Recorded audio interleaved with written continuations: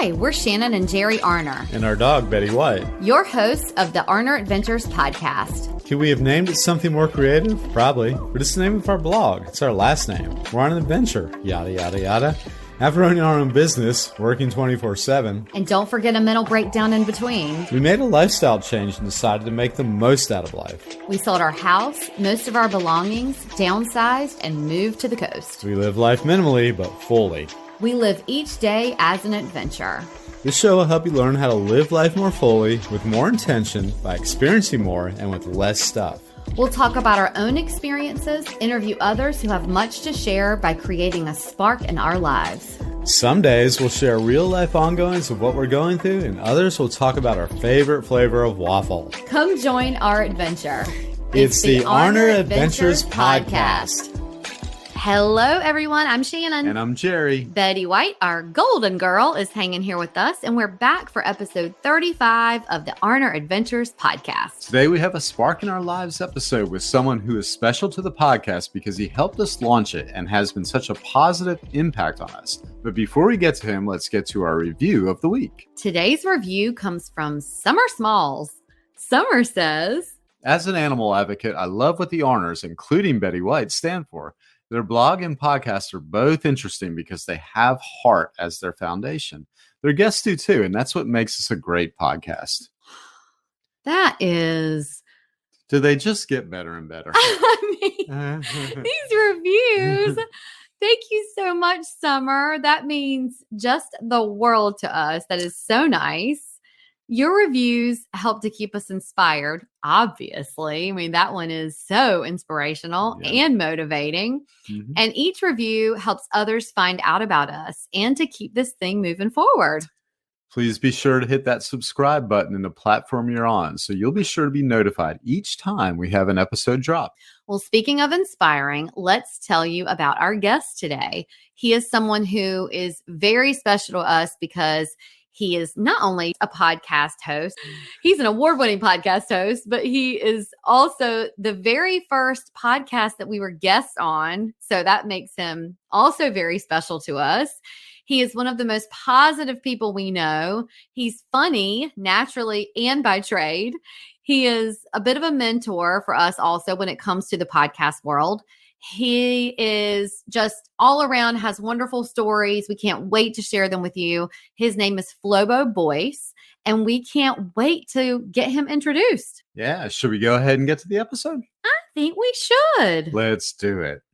Well, guys, we are so excited about today's guest. It's special for so many reasons. Our guest today, we told you a little bit about him, but his name is Flobo Boyce. Hey. He is a comedian, a host, an esports shoutcaster, an author, currently residing in Los Angeles, California. So there's a time difference. And we thank you for your time today.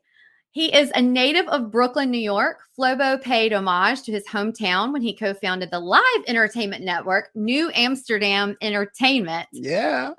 His comedy specials, Cookies and Beer and American for Now, were released to critical acclaim. Let me tell you something. Both are hilarious. I listened to both of them, and they are hilarious. I highly encourage you to listen. He is a firm believer that everything he has learned in life, he learned from professional wrestling, which I think many people in my family would agree with.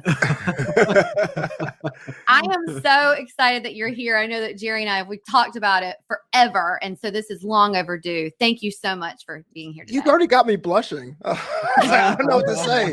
Thank you so much. Check out the comedy albums. That means a lot to me. Album 3 coming soon. Oh, that's even better. That's even better. Well, cookies and beer. I mean, that's all I need. I got a good laugh out of that title. Right. I mean, it's a perfect thing. There's a whole thing around that. That's a perfect combination. Yeah. Yeah. Well, we're a little intimidated because you are an award-winning podcaster. And I'm pointing to them. For those in the audio version, I'm pointing to my awards here. Yeah. And then there's a wrestling belt. That's a wrestling belt, isn't it? That's actually the WWE United Kingdom Championship. It's a coat of arms of England with the WWE logo in the middle of it, so it looks super regal, super official. And I have a wrestling podcast, so I put it on. Yeah. Wow. That's funny. Gosh. Mm-hmm. Well, we're newbies, and I've told you this, but I'll just tell, I know that we've actually brought him up before on an episode about how you helped us in podcasting, but I think the very first podcast we were on was the New Amsterdam podcast. It was. Yeah. So this has come full circle. We're so excited. Yeah. And when we were starting this podcast, we had no idea what we were doing. I think sometimes we still don't know what we're doing. I know. But you were so generous in giving me your time. I remember DMing you and just saying, oh my God, what am I going to do? You're in LA. I'll, buy you dinner, whatever I need to do. And you took time to help me out. And I'm getting to a point here. One of the most significant pieces of advice that you gave me that sticks in my head constantly is, not only did you give me a lot of tips, StreamYard being one of the things that we use, was that you said, look, if there are processes and systems in place that you use that you're comfortable with, just keep using them. If you can use them for what you use, like for editing or whatever it is now, keep using them. You can change it later, but just get the content out there. And I bring you up in so many things in our household, or it could be like cooking dinner. And it's like, should we change it up and do this? I'm like, well, you know what Flobo says? That's cool. If we're doing it this way and we're comfortable with it, and let's just get dinner done. If we've used it this way and this is what we've done, let's just get the content done and keep moving forward. We can change it up later. Yeah. So Yeah. don't make it complicated. So I guess that's a statement, but I just wanted to say you come up in our household a whole lot. Well, first of all, thank you very much. That means a lot to me. Because I thought when you said that, I was like, well, what did I do wrong this time? But no, that's way more positive. And I think a lot of individuals, when I started doing podcasting the first time, so this is like 2017 or 16, I had a show called 26 Stone, because I used to weigh a lot of weight, and I used to weigh 26.9 stone, which is about 375 pounds. So it's like a weight loss podcast. There were so many gatekeepers. There were so many like, oh man, I wish I could tell you, but it's difficult. And I said, that made it so hard that it was a job just to learn how to do things. So if anyone ever asks me how to do it, I try to keep it as simple as possible. It can be complicated, but there is a way to make it that works for you. And why not do that? So thank you. Right. Yeah, it's sort of like there's a saying about that when you have a big task to do it, I don't know, one step at a time, or how do you eat? I don't know. I'm going to kill it. I don't know. There's something about it's not one step at a time, but how do you do something about it with an elephant? You do it something at a time. I don't know. Okay. I don't know. Yeah. Anyway, Or elephant. So have you always sort of been like that? Have you always been, just sort of let's easy breezy floating along, it'll all get taken care of, I'm just just make it as simple as possible? Or did you learn to be that way? I definitely learned. My parents, especially my dad, he's super logical. Like when I told my dad, I'm gonna go to LA to be a filmmaker, he goes, well, how are you gonna make a living? I'm like, I have no idea. Like there was a kind of like a free spirit about him. He was always super logical. And I got to a point in my life where I realized no one's really gonna tell you things for free. Right? That's just the way it's going to be. Mm-hmm. Everyone has a book. Everyone has an app. Everyone has a process. And so you're going to have to take time to research and basically pay yourself to be a researcher, to find things out, to see what works and what doesn't. And so many times we think of the steps of what needs to be done and we go, what's the use? Something can be small, like getting a passport. I have to do what? Get a photograph and do a form? What's the use?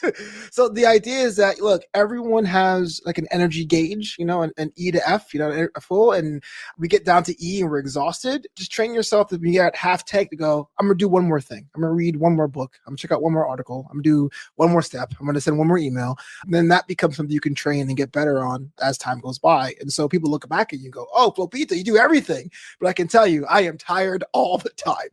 I sleep, I nap, there's days where I go, to heck with this. I'll do it tomorrow. But that allows you to do it because you're used to what rest was. You're used to not doing anything. And so the days when you do put extra effort in or learn new process, then it feels like you're just, having a leg up. Right. Oh, that's interesting. Yeah. Well, you brought up a question that we were wondering, we were actually talking about before the podcast, that we're asking each other, like, I don't know, we need to ask him that. Yeah. How did you get from New York to LA? Like you talked about being a filmmaker, but what was that process? Yeah, so my first 18 years of my life, my family still lives in Brooklyn. Let's go Mets. And I went to college in Florida first. So Oh, in the days of quizzes, there was a website, I forget, I don't think it's even around anymore, where I put what I want into a school. And Flagler College, my alma mater, the first one, came up first. It's in St. Augustine, Florida. It's in the no man's land between Jacksonville and Daytona. And then my parents are West Indian, they're Caribbean. So I'm first generation American. And I had this thing about palm trees because there weren't any palm trees in Brooklyn. So I told my dad, or my family actually, the first time, I'm going down the South to learn how to be a media person, a broadcast person, a communication person. And they were like, cool, because I needed to leave town. My brother went to Connecticut to college. He was back every week. I wanted to do the whole thing, my whole experience. And I did the school straight. I graduated in 2007. They told me at the time that the economy is not going to be good for the next year or two. If you could take shelter, go ahead. And so I decided to go right into grad school. So I had a television broadcast or a communication broadcast bachelor's degree. I said, let me parlay that into filmmaking. And I got into Chapman University here in Orange County. And so I went straight from undergrad to grad. So I went from Brooklyn to St. Augustine, Florida to Tustin, California, which is in Orange County, California. And then I've just been out here ever since. In fact, August 4th, 2007 was the day I came. So basically 15 years this weekend, I got to California. I haven't moved since. Wow. Yeah. Now, not knowing a whole lot, I mean, about, Californians, but I do know that I think that's pretty rare, right? That not a lot of people stick around for a while in LA. Right. Don't they kind of go to try to quote unquote make it and then they leave or they, float somewhere else or whatever? Yeah, look, if I'm being too deep, please stop me. So the thing is, I always tell people don't want to come to California. Well, now it's kind of weird because everything's so politically charged, right? I heard on this news channel about California, but that aside, always bring about 6 months of income. And I would say between 10 and 20,000 just to get yourself in the game. That's how much money you need to get to an apartment. It's not cheap out here. Jobs are sparse even before the pandemic. And people do leave. It is the sales tax, the rate, the incomes are not, it's a very expensive town.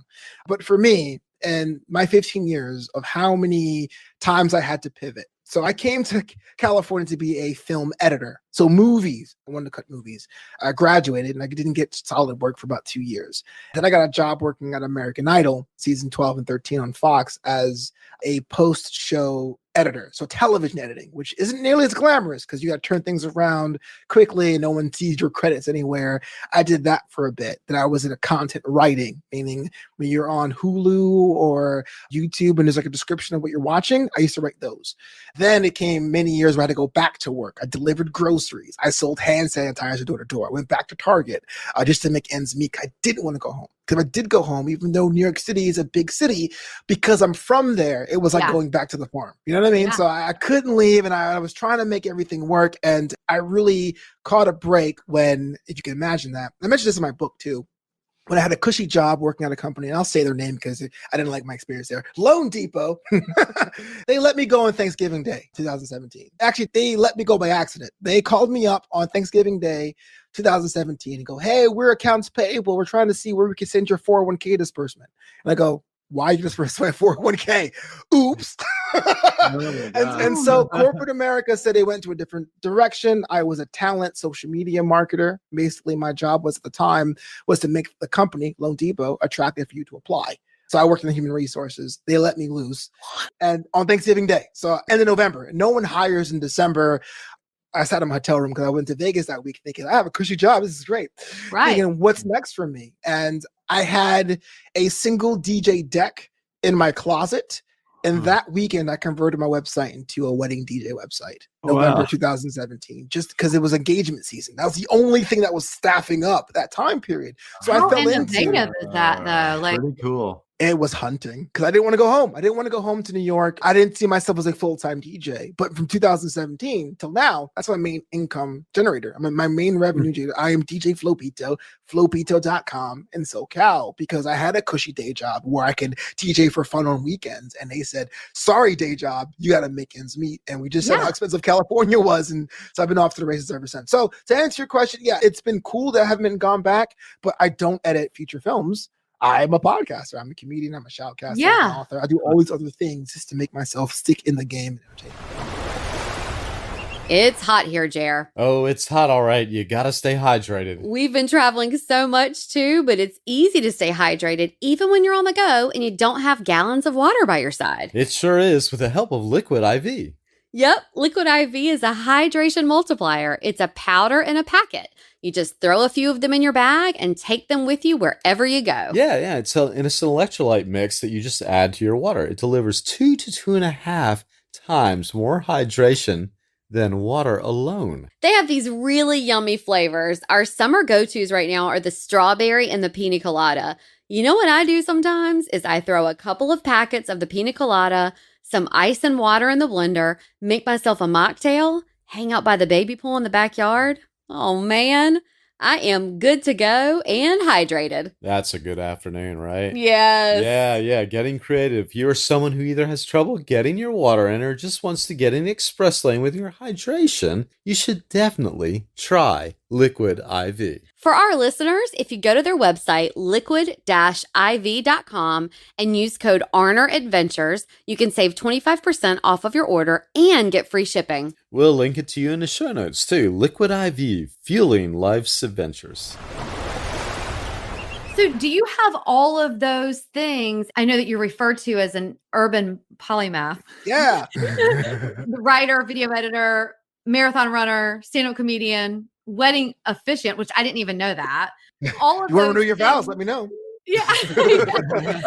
The DJ, which I did know that. But are all of those things under New Amsterdam Entertainment? So this is the craziest thing. For the longest time, they weren't. They were just things I did. I was a guy in the back of the truck like, hey, you want this? You want this? You want this?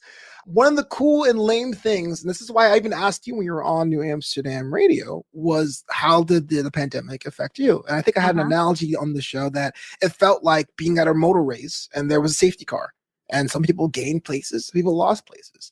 During that time, because all of my work involved crowds, and crowds were not a thing, it was really tough. And so I took the time to really incorporate, but like make the DBA with everything.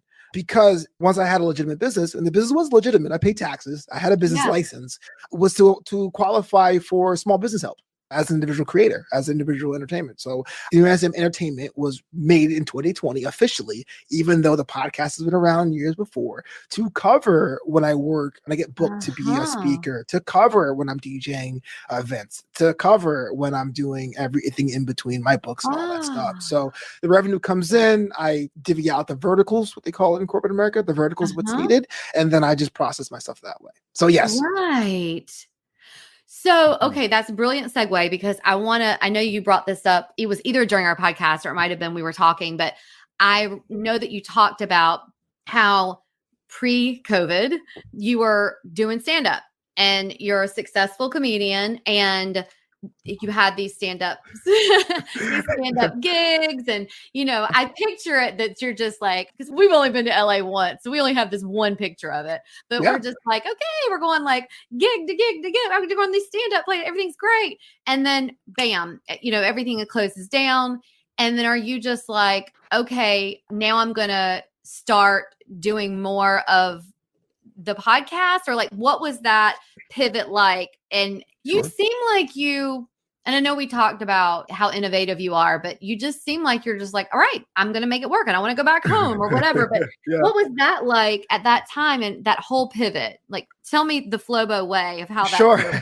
Well, to get a little bit of context, then I had been doing comedy since 2014. I had a near death experience. I thought I was going to die one time, and I said if I survived it, I'll take comedy. So I've been doing comedy for 2014, that's the story to get into if you like. But I was already for you to get into that story. Oh, sure. Let's do it real quick. So I used to weigh a lot. I used to weigh 375 pounds, as I mentioned before, and I lost a bunch of weight. But I had excess skin, and I still do in parts of my body, like my love handles. I call them my chesticles. I still have some of that up there. But I got the skin and my abs removed because I had so much that when I ran, it was like pulling me down. Basically, anyone who's been well endowed could understand that side of things. But I had complications after my surgery, my amnioplasty, where my suture line had reopened and I started to bleed out on my couch. And I was trying to pack in this 4-inch long, 2-inch wide wound on the side of my body. And I thought I was going to, like my mom was there, but she was a nurse, but she had been retired for like 10 years. So she didn't know what to do. And if you ever had internal sutures, you can't get them recut. You either have to like get them patched in like an open wound, or you just have to like deal with it because the wound is no longer sterile. So we call a doctor. Doctor's like, I can't help Yeah. you. Mhm. You have to go to the emergency room. I didn't want to move because the wound was so large and my mom was not familiar with LA, couldn't call the cops. It was a big thing. Anyway, I survived that night and I woke up with a giant, it was like the most disgusting TMI gel I've ever seen on the side Yeah. of my body. And I started like doing wet compress to get it back together. But when I thought I was going to pass, I was oddly okay with it. I was like, hey, you know what? I had a good run. I had 2 regrets. 1, I never learned to ride a motorcycle. And 2, I never tried stand-up comedy.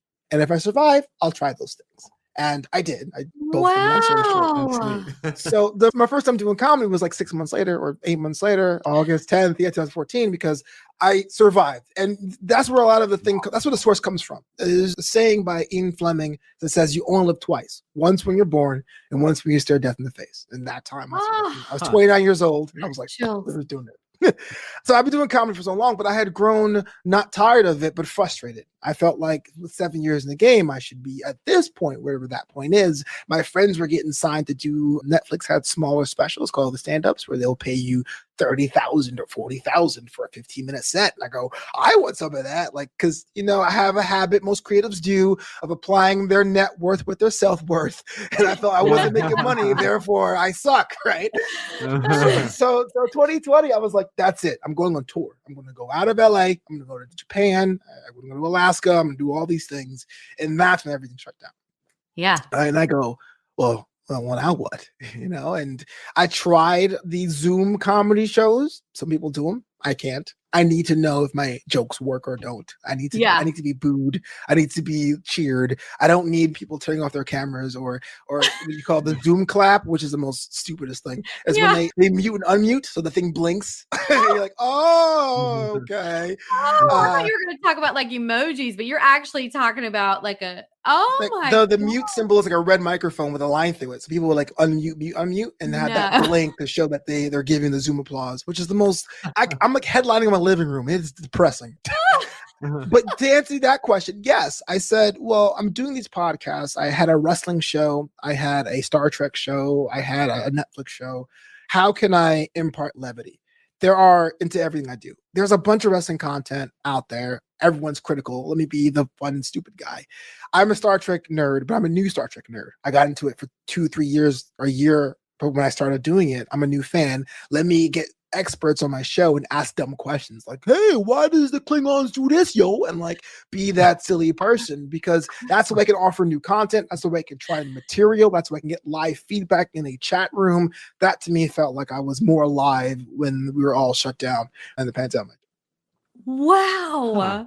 That's interesting. Yeah, it is. It really Oh is. my God, you're blowing my like I'm just sitting here.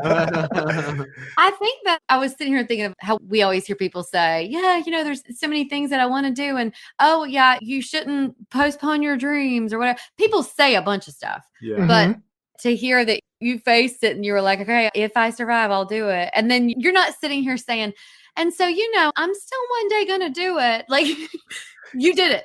You're like, no, I'm going to go ahead and do There's it. a list of things that everyone wants to do, and myself included. And I do bucket lists for my life, and one's every year. And it's my responsibility to chip away at that. Can't do everything at once. I mean, you don't have all the money in the world.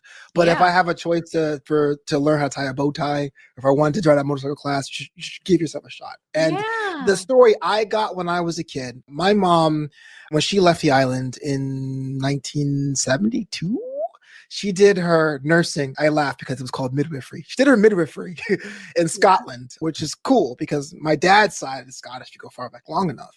And my mom had some money in August and bought her mom a hat for church for Christmas. And she goes, here you go. I got a hat for Christmas because I had the money. Don't open it until Christmas. And of course, her mom was like, nah, I'm wearing that hat. And she wore it in August, but she ended up passing away that November. So she wouldn't have even made it to Christmas if she had waited. So I heard that as a kid and I go, yeah, you don't know. You get hit by a bus. And, with COVID, that really was a daily occurrence. There was COVID watches and friends were getting it. And you're like, well, if I get out of this, what am I going to do when I have a chance? Yeah. Yeah. What's your favorite of all of the things that you have? Like, I know you said what brings you in money and, all of those things, but what's your favorite? Like what sparks you up? It's so hard. My favorite child. Everything serves a purpose. I know that's a cop-out answer, and I apologize, but like New Amsterdam radio allows me to chat with real people. And we joke and we have feelings, but it really was hard for a lot of creatives to see how they can get it. So on a mental health level, on a journalistic level, I feel more alive there.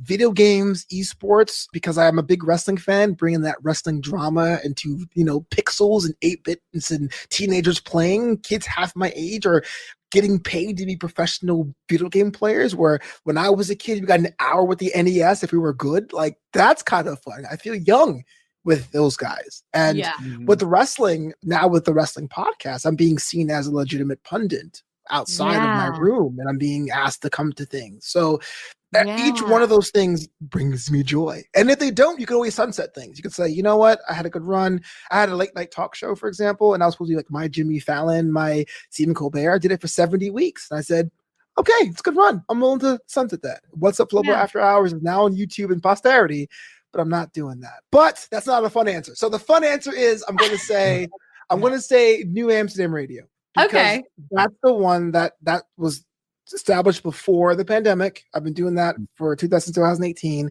I've met so many cool people, yourselves included. And it's still someone hits me up out of like a country I don't think we even get. Like someone hit me up out of Oman the other day. It was like, oh, I love your radio show. And I'm like, really? Like, where is that? The Middle East, like Oman and Yemen and Kuwait, that area.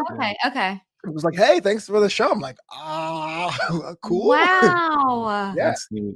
Yeah. Well, we always say we're nowhere where you are, but I always no, we're not. But even like with you yourself, like whenever someone even says yes to being on the podcast, we're like, what?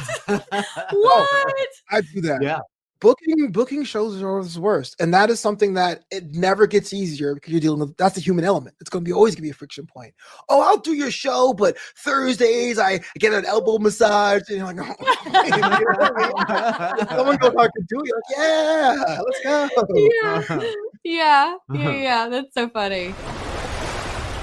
So listen, we're probably not the first to introduce you to the topic of CBD or CBD oil. If you're anything like us, it seems like every time you turn around, you're seeing a neon sign for CBD sold here at your local grocery store, in a window as you're driving by, or it flashes across your screen in an online ad. Shannon's sister told us about the benefits she was having from a brand she was using, and then we started paying attention to that brand. Spoiler alert, that brand is Danodan. Full transparency, we get about 2 to 3 CBD brands reaching out to us every week. And it wasn't until we started digging into the research that we learned that CBD isn't always CBD. They're just not all the same. Danodan Hempworks makes organic hemp flower infusions. They're more than just CBD. Danodan's range of hemp products dissolve easily into any liquid and support your routine by helping you manage daily stress, promote healthy sleep, provide caffeine-free energy, and recover from activity-related stiffness and soreness. They also have CBD hemp flower infusion specifically designed for pets, and Betty White uses it every day. She loves it. We put it on her food. And with Danodan, you'll enjoy all the benefits of legal hemp, not just 1 or 2 compounds isolated in a lab. Get 20% off right now with the code ADVENTURE at danodan.com. We'll link it for you in the show notes. That's 20% off right now with the code ADVENTURE at danodan.com. Danodan, more than just CBD. I know that Jerry was really intrigued with Jerry's a big, comedian. The comedy end of it. Yeah. I thought that's really neat that you do a lot of comedy. So yeah, we talked a lot about that. Yeah. That's got to be a different kind of thrill than the new ends. That's more of a immediate reaction from people. And oh yeah, there is the surface level of I am telling jokes, hope you laugh, but I'm also a baseball guy. To me, it's like being a pitcher on the mound. You have bits that work, that work, but you can't fall in love with that fastball down the middle because sometimes it won't hit. And it's your job to make the audience chase, to put them in things they weren't thinking of, but a way that makes them feel like they're validated, they understand, and then they laugh with it. Sometimes you can go off the rails and miss completely. Sometimes you're booed off that mound. Sometimes you're cheered and doing curtain calls. And that is what I like. That's why I didn't like Zoom cause as much. Yeah. My family looked at, because they're all scientifically minded. I mean, my mom's a nurse, my dad's an electrical engineer, my brother's a computer engineer, now he's a welder. And I was like, I'm making movies. And they're kind of like, huh? What? Everyone understands comedy. Everyone understands the person on the microphone telling either a story or things they've noticed in a way that makes you go, huh, I guess you're right. Yeah. Well, the history with a lot of the Los Angeles comedy clubs, is that a little intimidating? The Comedy Store and all those places, like you're thinking, wow, Lenny Bruce stood right there and here I am. And can that be intimidating or inspiring or? So I'll tell you a story. This is also in the book, Graduation Day, available now on Amazon. I took a comedy class the first time. So remember I said I want to do comedy if I survive it. That's how I started. Some people always say how to get started. I had a Groupon with Adam Barnhart, and I owe him the world because Adam Barnhart taught me not to tell jokes, but to tell perspectives. Anyway, my graduation of his class was 3 minutes at the Comedy Store. So my first time doing stand-up, I'm at the comedy store. What? I am nervous isn't described. No. Someone messaged me on Facebook. I thought it was a DM, and I said, I'm going to the Comedy Store on Sunday. Turns out it was a wall posting. Kids, wall postings are when you go on someone's public profile. And so 17 from my friends show up to my first time doing stand-up. And it's 3 minutes at the Comedy Store. I give you the link. I wasn't nervous, but I was pacing back and forth. Everyone thought I was nervous. I'm at hallowed ground with the names signed on the walls. And I go, I better not mess this up. And I'm not comparing myself to him. But 24 hours after the first time I did comedy, Robin Williams had passed away. And I said to myself, comedy in life is so delicate. But for that time, and I was so nervous, I felt so alive doing it. I kind of wonder how he would have felt if I was in that time period, in the 70s, in the heyday, going and drinking after shows. Like, so that was a good bit, huh? You know what I mean? But I had a little bit of that. I flew close to the sun the first time, and it was like, this, I got to do it. I knew that time it was something I wanted to do when they called my name and everyone cheered as I walked down the aisle. Wow. What a story. That is a good story. Yeah. I can't imagine that. Yeah, 3 minutes you'll never. No. Wow, that is. It sounds like a short time, but the first time doing comedy, forever. Like I still have jokes to go. Okay. Yeah. Is it one of those times that you can't? I mean, can you even remember? Like, can you remember the things you were even saying? I remember because when I first did comedy, I did a very reciting thing. I wanted to recite jokes. I understand my first bit. I can still say those today. But as I got more mature into it, I wanted to see more of the crowd reaction. Okay. And so I'll actually show you the video. I paced back and forth because I was emulating what comedians did on the stage. But the stage in the belly room, which is the smallest room they have at the Comedy Store, is like 3 feet. So it looks like I'm just like nervously pacing back. Yeah. But everything was like studied because I wanted to be the comic. Yeah. Which is like not the way to do it. But yeah. Who's your favorite? Again, I'm asking your favorite. Like, you're probably like, what the hell? But who is your favorite stand-up comedian of all time? So this is a complex question because a lot of comedians boo me when I say this. But if you want to talk about the single greatest influence into my career, it was Leno. Every night, Leno gave you 6 minutes of comedy. And people say, oh, that's the equivalent of the Michelin chef opening up the burger joint. But you think my parents were working class and they don't really smile a lot. They had work in the morning. But to see my dad crack open a late night beer, you know what I mean? Watching Leno doing headlines to me was something that always stuck with me. I've grown to love Trevor Noah even before he came to the United States. And Chris Rock was always an event when he dropped an album or a special, back when specials were special, kids, where there's only 6 specials a year on HBO. Those were kind of the big ones as well. But I got to give up to Leno. And I saw him live and I felt like I came full circle to what I wanted to do. Wow. I saw Leno live one time too. At a comedy match? Yeah. Oh, okay, cool. Yeah. Yeah. Long time ago. Think about Leno. Talk about work ethic and hustle. He never spent a dime of his Tonight Show money. He banked all of that and still toured 200 days a year. This is why his car collection is so huge. Yeah. I didn't know that. Yeah. I always really appreciated his humor too. And in a lot of ways, he was more like an old style comedian. Whereas, I think in the last, people, the way humor evolved, people like that edgy side of Letterman or some of those others, whereas Leno was like a comedian straight out of the early days of television. I might absolutely joke, the setup, the punchline kind of thing.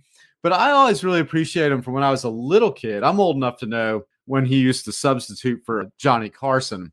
Yeah. And I always thought it was great. I used to stay out. My parents would go to bed, and that was my whole day. I looked forward to that in the summer, and I just think, oh yeah, I really got to like him then too. Yeah, he was a good comic. It's funny how humor is changing and evolving. Like, to me, the last great observational comic is Seinfeld. And I went to Seinfeld live in Caesar's Palace. And it's full disclosure, I'm 37 years old. I was the youngest person there by a long shot. because humor has shifted. Humor is now about self-identifying and being as relatable as possible. So this is why comics get on stage now and be like, I got divorced last week. You know what I mean? Or I'm from this background. Having that and even if you watched Seinfeld's last special, 23 Hours to Kill, I think, he literally goes, okay, that's my jokes. Now I got to tell you more about my life. Because he knows that's where humor is going. You're right. It always evolves. It always changes. And that's something I'm grappling with now. How much of myself is that me showing you my life versus me telling you how to live? You know what I mean? That's something. Right. Yeah. Oh, yeah. Flobo, I'll tell you what my dark horse comedian is. And it's interesting to talk to you as a comedian because I don't think I know I've ever met anybody that would signal this guy as their favorite comic, but he's always been mine. Richard Lewis.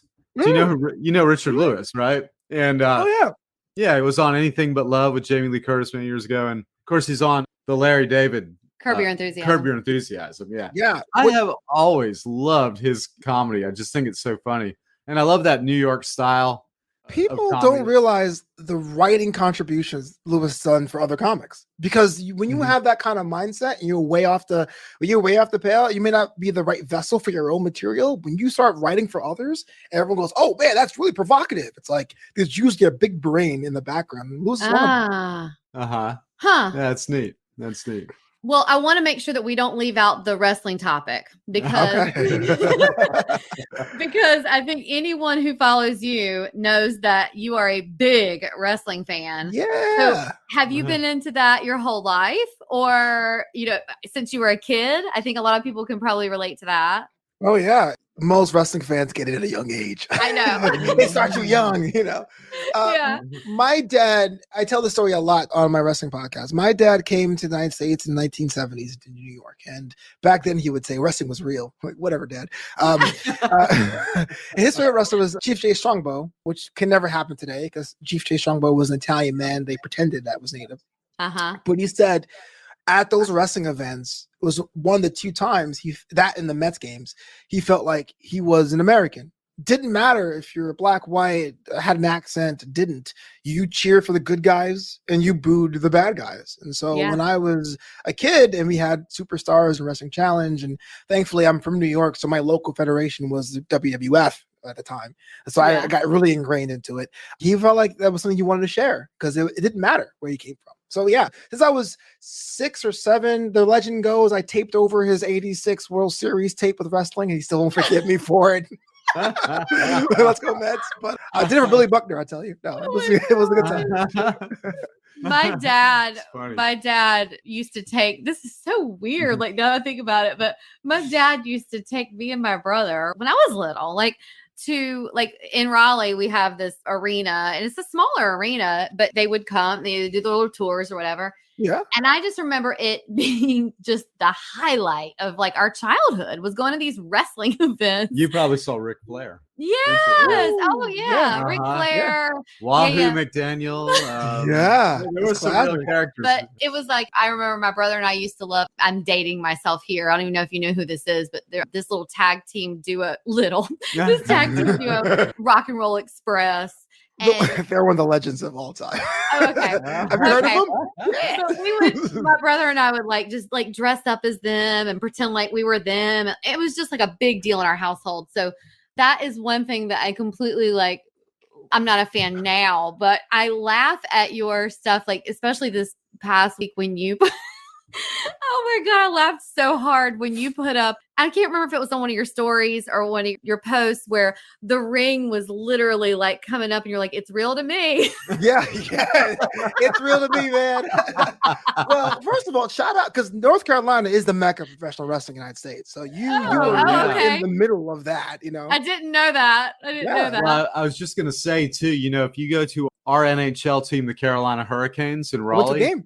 If you go to their games, if you go to the games, Ric Flair will come up on the screen and do his woo thing, you know. Yeah, And that's a big part of the games is him coming up on the screen.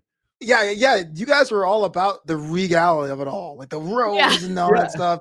I went to a Hurricanes game, I think the day after Thanksgiving, like 2018, I think. Oh, okay. My ex-girlfriend's family's out there now. They're from Brooklyn. We live out there now. They're like, hey, we're bored. Hockey? You're like, the Islanders aren't here. It's fine. You know what I mean? But it was a cool experience. It really was. Yeah, but the thing about wrestling and all the spectacle of it all, I tell people, they say, hey, Flobo, you're a smart guy. Why do you watch that stuff? And I go, it's theater and around. We give Shakespeare a lot of credit, and rightfully so. But back then, Shakespeare wrote for everybody. He wrote for the unwashed masses and the really washed masses. And that's what wrestling is. You're watching Cirque du Soleil, you're watching performance 360 degrees, your favorite characters. And who doesn't want to walk into work and have pyro go off? Like that's great. Yeah. It was really entertaining. I think before we get to our rapid fire questions, because I think this always intrigues us, and I know that you have talked a lot about it, but I want to specifically delve into it, that I think we're always intrigued by someone who is as positive as you when it comes to mindset. Yeah. And do you have anything that you can pinpoint or talk about when it comes to overcoming like fear or scarcity mentality, especially because we've talked a lot about how you've overcome certain situations like, near death and then the COVID and pivoting, but anything that you can pinpoint of how you are able to have that mindset or maybe how you change a certain mindset, any recommendations? When I started, for me personally, and this won't work for everyone, but for me personally, you guys can see me. If you guys are on the audio, I have a bunch of superheroes behind me. I was a big fan of Green Lantern because Green Lantern is a superhero that runs on willpower. And so when I was trying to do my weight loss thing, I was like, well, here is a actual comic book character that runs on willpower. Why not me? What I've learned for mentality's sake is that treat your mental injuries like physical injuries. If you are just tired, exhausted, you hate life, you're in a funk, take a day, treat it like a strained muscle. Don't try to push through if you can't. I always say dig deep if you can, but don't make it worse. I always look at the problems I have. I say it out loud and I go, how do I win? Hey, look, I have $50 in my bank account. My car note's $400. Fine. How do I win? And that lets you go, okay, well, let me see if I can call my mom, see if I can pay a loan. Let me switch over accounts. Let me sell this. I don't know, whatever. Same thing with the comedy thing. I had planned on going outside. The world say, stay inside. We're doing the opposite of Pokemon Go. Stay inside. How do I win? And that became the podcast network. That became the esports thing. I've learned so much work of what I can do, how much money I can make by sitting in my chair because I didn't have an option. That's how I look at things. But I do think above all, you got to check in with yourself. I am not a meditation person. Props if you are. I haven't unlocked that yet, but I always get up in the morning and I'm grateful what I'm grateful for. I know what I can contribute. And if I go, I can't do it today, I'm going to, go for a walk. I'm going to check out a new restaurant. I'm going to supersize it. I'm going to go to the beach. Yeah. Yeah. And those positive thoughts first thing in the morning can set your day. If you can have a positive thought as opposed to that one you wake up maybe where you're just bummed. Yeah. It can really set a tone for the day. Like an intention. Yeah. I just wrote it down. I love how do I win? I love that. I know. I love that too. Yeah. And I love the idea of treating, I never thought of it exactly that way, treating your mental injuries like as you would as a physical one. Because that makes sense. Your physical ones, you totally, sit down, rest, prop your leg up. Everybody says, put a Band-Aid on that, whatever, Yeah, exactly. Exactly. Have you treated that? I'm depressed. Oh, walk it off. Wait, what? I know. Yeah. Yeah, I'm from that era. Yeah, just walk it off. How do you need a good meal? That was the way to treat any kind of mental strain. I love that. I knew you'd have a good answer. Yeah. I knew that you would. Oh, thanks. Thank you. Okay, so rapid fire, and they're never rapid fire, so don't feel pressure here. Oh, I love all the pressure. But it's a this or that, and we tried to gear them towards you. I always say this is kind of my Jimmy Kimmel moment, or I feel like a late night talk show host when it's rapid fire, top 10. I wish I brought a clip. Did I bring a clip? You want to lead? I'll lead. New York or LA? Oh! You knew that was coming. Trick question. Brooklyn's my answer. Oh. My entire adult life, I've been in Los Angeles, but I'm a Brooklyn kid at heart. I'll always be. I got to give it that. But I do with the weather. I want the LA weather. Yeah. I can see Yeah. that. I mean, look, we know what this is, but I feel like we have to do it just because Yeah. Yankees or Mets. Mets, oh, come on. The day I wear a Yankee hat, I told my friend about that. He was like, hey, what if the Yankees pay you $3 million? I go, I would turn it down and then cry afterwards. Let's go Mets, baby. Hey, and as a big baseball fan, what was the vibe like out in LA this week with Vin Scully passing Oh, away? you know what it was? I feel like everyone was related to Vin because Vin was in Brooklyn. It came out here. Even non-sports fans, other teams came out. The Galaxy, LAFC, are all honoring the legend because for a lot of people, he was the voice of baseball. There's people today who are using that as an influence. Vin's delivery, Vin's transitions. It was great to see that love come out from him. Oh yeah, what a great voice. Indeed. We wanted to take a pause for a second to tell you once again about how much we love Sugar Wish. If you're a regular listener, Sugar Wish isn't new to you. You already know how much we adore the fact that we count on Sugar Wish to send gifts to people. Why? Because it's easy. Yes. It's a time saver. Yes. You know the recipient is going to love it because they choose what they want. That's right. And it's not a gift that's going to take up space because it's edible. Yes. What's not to love? You forgot something. What's that? You save money because we have a code to share with our listeners. Oh my gosh, that's right. Use code Betty White. That's all caps, one word, Betty White, to save $7 off your gift to someone. We also have the link in the show notes. Yep. Whether you're gifting someone candy, snacks, tea, coffee, wine, or some dog treats to one lucky pup, that code works to save. Sugar Wish always saves the day. Moving right along, sleep in or get up early. Get up early. You can always nap later or skip a day, whatever, you know. Look, my dad was very 6 a.m. The morning's half over. But the way I see it, I'd rather get up at 5 or 6 and do 2 things and then take a rest at 9 while the world is waking up. Because once they sleep in at 10, I feel like the day's done.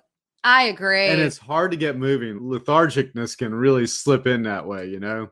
But I like what you're saying. I like a mid-morning break after I've done some things. Just for full disclosure, we're recording this at 10 a.m. I got up this morning. I went grocery shopping. I went for a walk. I watched some of my old videos, commented on YouTube, and then hopped on today. That's how we are. Yeah. That's exactly how we are. Yeah. Okay, so this one, I will tell you, and I'm really curious now after the conversation that we've had.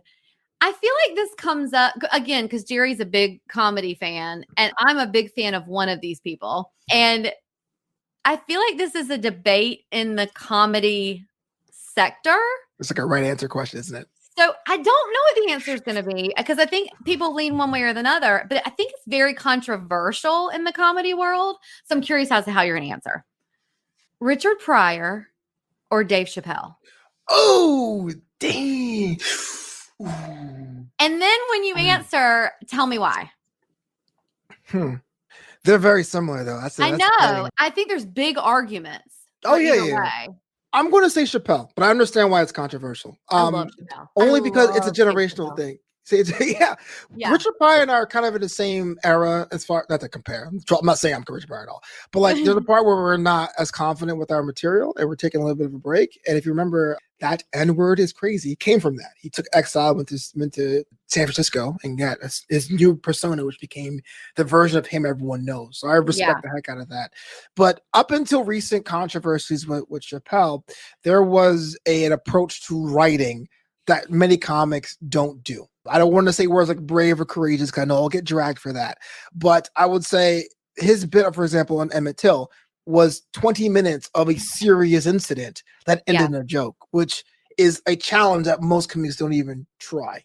Yeah. So I understand maybe people have their opinions about them, but it's from a writing standpoint, when he got the Mark Twain Prize, I totally saw that because there is a balance of satire you have to walk. And I'll leave it at that. Maybe, and yet there are other schools of thought who say there wouldn't be a Dave Chappelle without Richard Pryor. That's true as well. But I always hesitate for things like that in entertainment, in sport, because if you do that, then we're always going to say the best basketball players. I know. Or Magic Johnson. Or I was totally thinking basketball too, because they love to debate those, and it's a little bit of apples and oranges in a way, even though they're sort of similar. But that era with Pryor opening those doors. Yeah, Chappelle never could have done his thing, or Bill Russell hadn't revolutionized the NBA. Oh You yeah. would never had any of these guys like Jordan or LeBron, Yeah. Yeah. So The Well, anyway, comics doing the movies changed with Pryor too. The Yeah. kind of movies that comedians do. Yeah.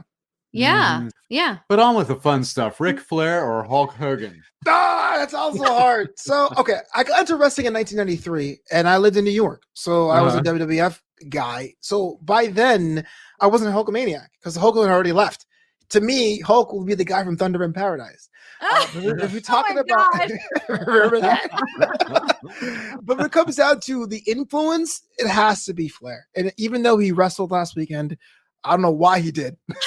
Even though he wrestled at 73 last weekend, everyone remembers the robes, and we still woo at things. And I have a pair. You can look this up online if you guys don't know what this is. Damian Lillard, the basketball player, has Ric Flair editions of his shoes, and Ric Flair dripped a rap song, and he's contributed so much to many cultures that you can't deny Ric Flair. Okay. Wow. All right. Yeah, I like so number 6, taking a jog or walk or relaxing in a hammock. I'm definitely afraid of hammocks. So I don't like to jog, but I've done that way more to be like, okay, flat ground. I can work with this.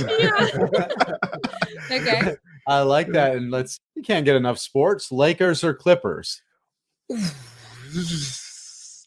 Brooklyn Nets. So much like the Mets, I'm going to go with the Clippers here. LA is a Lakers town. I would say of all the sports that maybe even Dodgers, I would say the Lakers are the team. But as somebody that came in with no dog in the fight and the Clippers had no fan base, they bent over backwards to get you to go to games. Like I went to a game where I was on the floor for like $15. And so to me, I'm easily bought when it comes to teams. Let's go Clippers. Yeah. Wow. Okay. Mm-hmm. It's you. Oh, the next one's me. Public transportation or owning a car? Because own a car. Owning a car. Okay. I was public transportation in the first 18 years of my life. In fact, I didn't even want to drive because I was in New York, baby. Yeah, that's what I was wondering. Is do you get used to that, or how do you? True. And then my first year in college, I was in St. Augustine, Florida, and everything. This whole country has so much space. Yeah. And now I'll drive. I made a rule to myself: don't complain about parking, don't complain about gas. You can just walk or take the bus. If gas is $10 a gallon, you got to pay it, right? Yeah. So I love my car. I'm a DJ, so I've got so many hours in my vehicle now that it's like me. I call my car Drake because I have a Ford Edge and it was assembled in Canada, so I call it Drake. Me and Drake have been high-fiving each other for a long time, and so I can't imagine transport. Oh, you know what? I think that was supposed to be me, but whatever. That's all right. Okay. Rolling right along. Yeah, so this one is interesting since he came up. We know this one. Leno or Letterman? Letterman was great. Top 10 was something I liked, but as a nerd I am with late night talk shows, because that is a dream of mine, reading The Late Shift and even The War for Late Night, Letterman never had confidence in himself. It was always like, was that good? And a lot of people who didn't work with Letterman would say, yeah, he was a genius, but he's always didn't think that we were funny. He didn't think he was funny. Whereas Leno never had that problem. He was the Doritos guy. He was the car shop guy, and he's always cool. And even though his jokes are cheesy, Leno was an influence. So, and in a sense too, they were so different though. In a way, you're getting totally different things from either one of them. Oh yeah. Talk about moving the art form. Letterman did that way better. And this is why Kimmel is a big Letterman fan, because he did things that were off the plate, outside the plate, back to my analogy. But sometimes I want a little fastball action. I want a little high heat. And that's what Leno had. Yeah.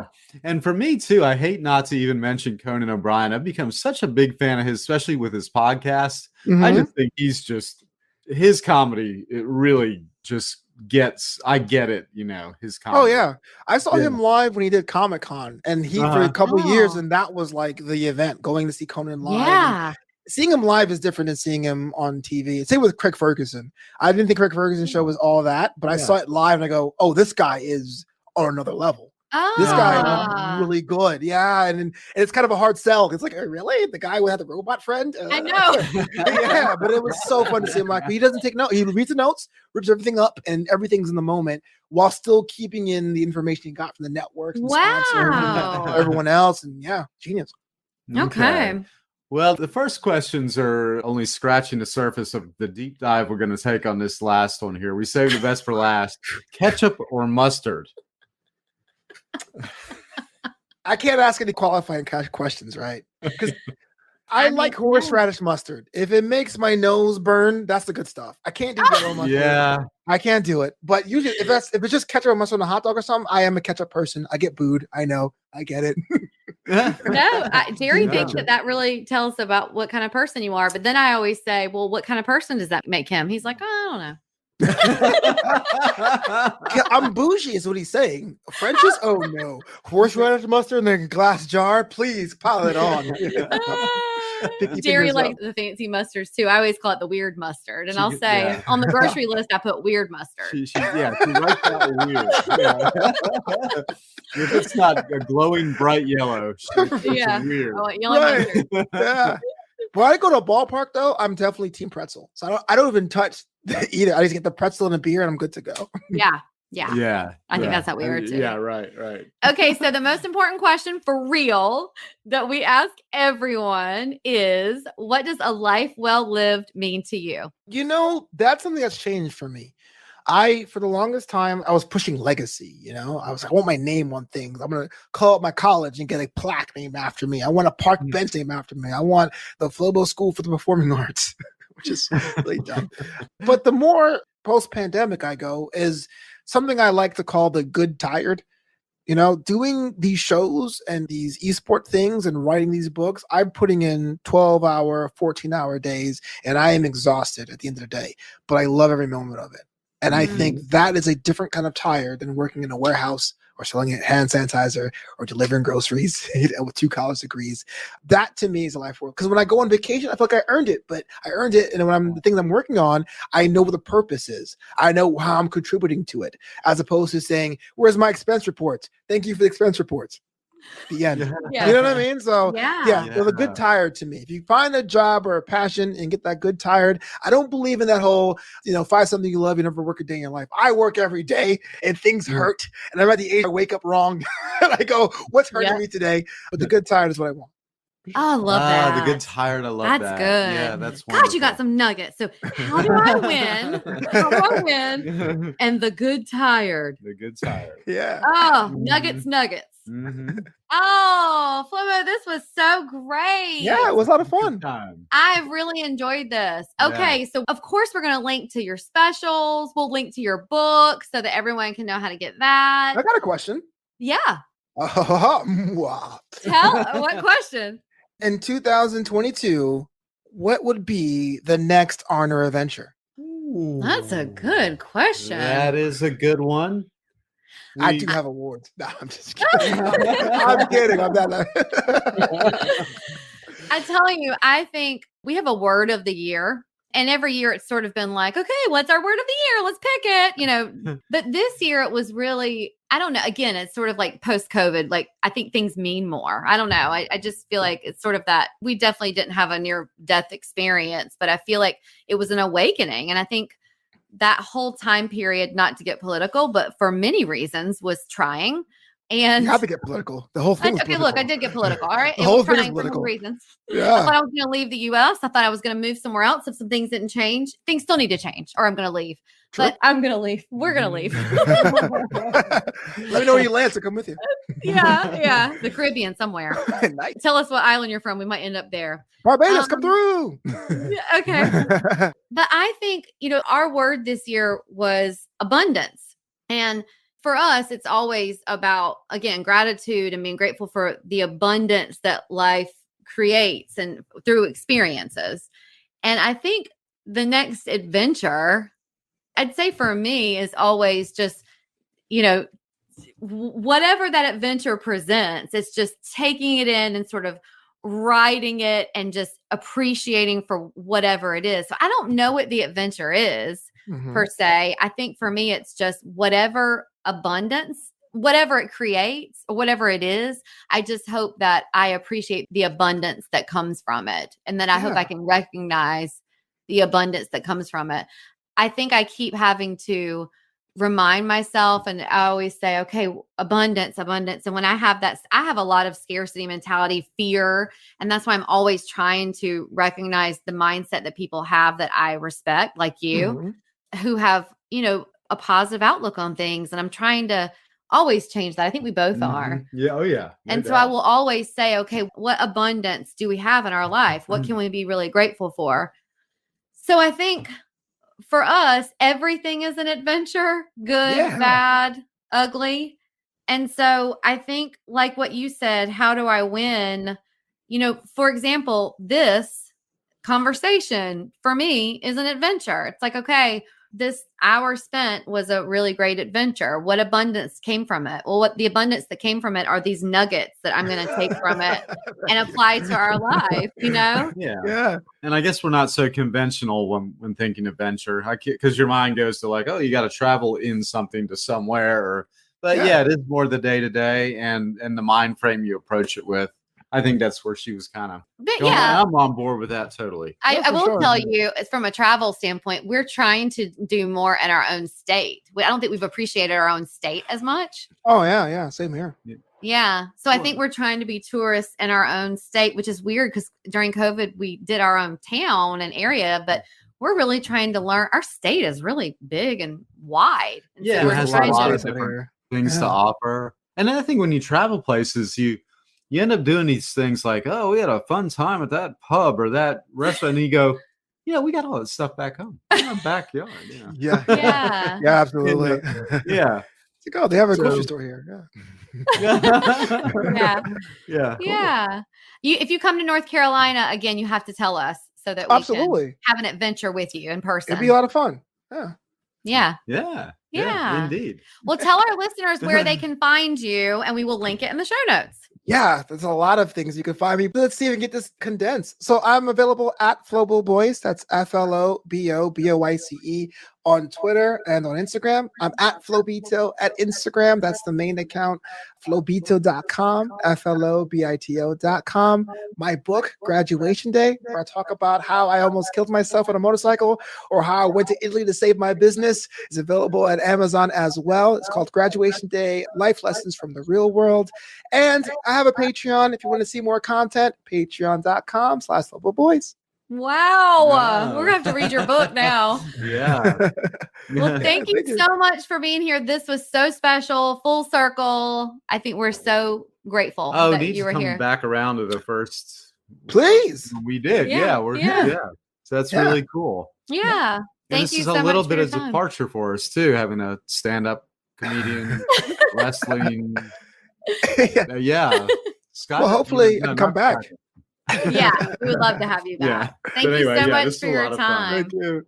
Yeah, well, my. What do we think of that? I mean, that was just another wonderful experience. That was so special. I was so excited and also very intimidated for him to come on. I mean, he's such a nice guy, and I knew that it was going to be a wonderful experience, but I was very intimidated because, he gives, if you follow him on Instagram, he gives these podcast tips and he's just so knowledgeable. And like you heard him say, he's done all this editing. And look, when you talk to him, he's not intimidating, but I was just nervous. No, not at all. And we had experience from being on his show, but I know what you're saying when you read the bio and he just, it's wild.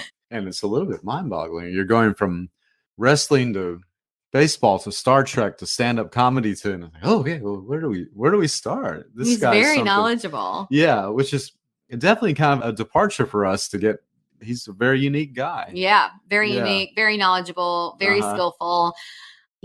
Something that Jerry and I don't know if it's a skill or what it is, but something that Jerry and I's family have often said about us is that we always land on our feet.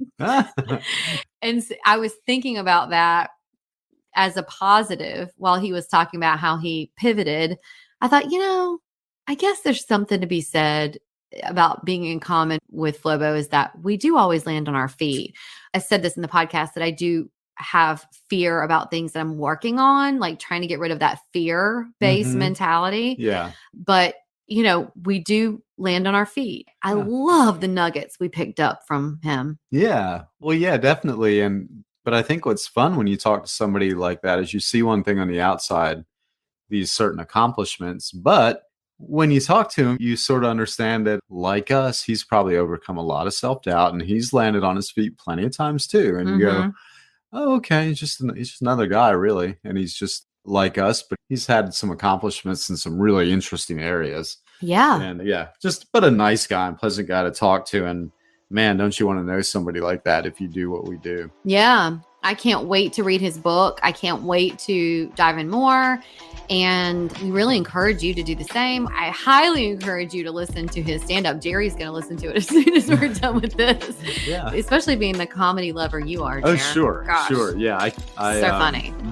That is my next stop on my comedy journey, is listening to Flobo Boyce. Yeah. Well, listen, if you know someone who you think would enjoy this episode, needs a motivating conversation from Flobo, or needs some laughter in their life, please share it with And them. who doesn't? Right. Mhm. And if this episode resonated with you, please screenshot it, share it on social media, tag us at Ahhh Adventures or tag Flobo. And we're going to list all of the ways that you can get in touch with him and follow him down in the show notes.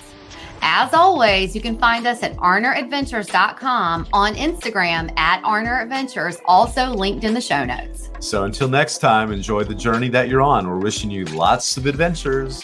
Bye.